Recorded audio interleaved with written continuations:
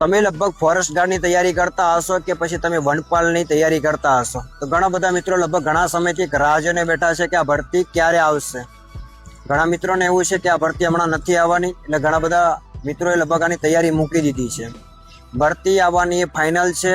જે પણ એમનું નાનું મોટું કામકાજ હતું એ બનતા સુધી પતી ગયું છે. ખાલી આવી જાહેરાત કરવાની ખાલી બાકી છે.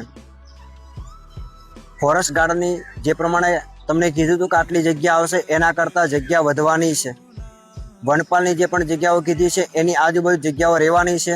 ટોટલ લગભગ ગણીને ચાલો, ફોરેસ્ટર અને ફોરેસ્ટ ગાર્ડ આ બંનેની જગ્યાઓ 1250ની આજુબાજુ લગભગ જગ્યાઓ રહેવાની છે. આ ભરતીનું એ લોકોને એવું ટાર્ગેટ છે કે જ્યારે પણ આ ભરતી બહાર પાડો ત્યારે આના ફોર્મ પણ ભરાવામાં આવશે ને 1 મહિનામાં લગભગ લેખિત પરીક્ષા પણ લઈ લેવામાં આવશે.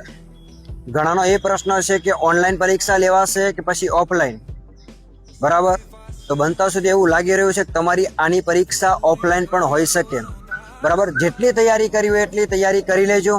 જ્યારે પણ ભરતીની જાહેરાત થશે ત્યારે ડાયરેક્ટ ફોર્મ ભરો અને એના 1 કે 1.5 મહિનામાં લગભગ આની લેખિત પરીક્ષા હોઈ શકે. જેવી તમારી લેખિત પરીક્ષા પતશે એટલું 1 મહિનો કે 1.5 મહિનામાં તમારું પ્રેક્ટિકલ પણ આવી જશે.